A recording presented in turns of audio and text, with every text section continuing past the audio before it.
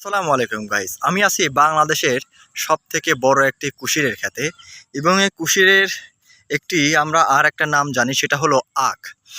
এই মাঠে কিন্তু আগে অনেক কুশির হতো, এখন বর্তমান পাট লাগায়, ধান লাগায়। দেখেন কোথাও কিন্তু কুশির আর নেই।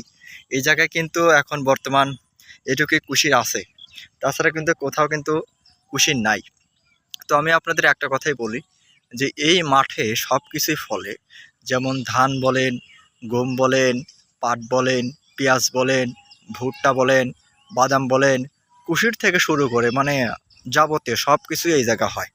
মানে এই মাঠে পানিও জমে না, কোনো কিছুই হয় না। হ্যাঁ, মানে সব দিক থেকেই ভালো, এই জায়গা ভালোভাবে সব কিছুই সবাই উৎপাদন করতে পারে।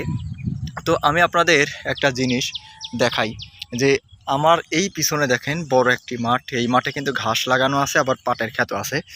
এটা আমি দেখাই যে এই যে কুশির, এই কুশির কিন্তু আগে আমাদের এই বাংলাদেশে অনেক আগে কিন্তু চিনি তৈরি করত, চিনি উৎপাদন করত। আর এখন কিন্তু সব কিছু মিল বন্ধ হয়ে গেছে, বাইরে থেকে এই চিনি আমদানি করে। আগে কুশিরের গুড় খাতাম, এখন তো কুশিরের গুড় পাওয়াই যায় না বলতে গেলে, এত দাম। মানে চলে আসা লাগে, আগে কিনছি 40 টাকা কেজি, 50 টাকা কেজি, আর এখন 150 টাকা কেজি। তাও ওই চিনি টিনি মিশি টিশি দেয়, ওইটা দিওয়ায়। হ্যাঁ, এই মাঠ যদি আপনারা ভালোভাবে দেখেন যে সুন্দর প্রকৃতি, সব দিক থেকেই ভালো। কুশিরের পিছন যা দেখতেছেন, পাট কিন্তু আছে, সব থেকেই ভালো লাগে। এই মাঠে বলতে গেলে এমন কিছু নাই যে হয় না, সব কিছুই হয়। কিন্তু আমার সব থেকে ভালো লাগে এই প্রাকৃতিক পরিবেশটা।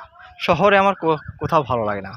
বাংলাদেশের প্রাকৃতিক আবহাওয়াটা খুবই ভালো, সব থেকে ভালো লাগে প্রাকৃতিক আবহাওয়া। এই পাটটা আমার যে পিছনে যেই পাটের ক্ষেতটা দেখলেন, এই পাট কিন্তু মরিয়ে যাচ্ছে। এখনও কাটতেছে না কৃষক, কারণ পাটটা এটা তেমন ফলন হয়নি, বাট বড় হয় নাই, এজন্য কৃষকের তেমন গুরুত্ব নেই, কারণ একদম ছোট ছোট পাট। এই দেখেন একদম ছোট ছোট, বাট বলতে গেলে একদম শেষ, মরে গেছে পাট। এই পাটের আর আয়ু খুবই কম, বাট পাটের ফলনটা একদম কম হয়ে গেছে। কিন্তু এইদিকে পাটটা দেখেন আরও আছে, ভালোই, সমস্যা নাই, এগুলা কাটবে। এদিকে পুরাই মাঠ ফাঁকাই করে ফেলছে পাট কেটে। এই মাঠে অনেক ভালো লাগে, সব দিক থেকেই ভালো লাগে। এই আমাদের এই মাঠের যে সৌন্দর্য, যে পরিবেশ, যে সুন্দর বাতাস, এবং খুবই ভালো লাগে এই মাঠের পরিবেশটা, বলতে গেলে অসাধারণ। হ্যাঁ, অসাধারণ। এই জায়গা দেখেন আবার এই যে ঘাস লাগাইছে, গরু খাবে, সুন্দর, সব দিক থেকেই সুন্দর। আর সব থেকে ভালো লাগে এই প্রাকৃতিক পরিবেশ, সব থেকে ভালো লাগে, খুবই ভালো লাগে।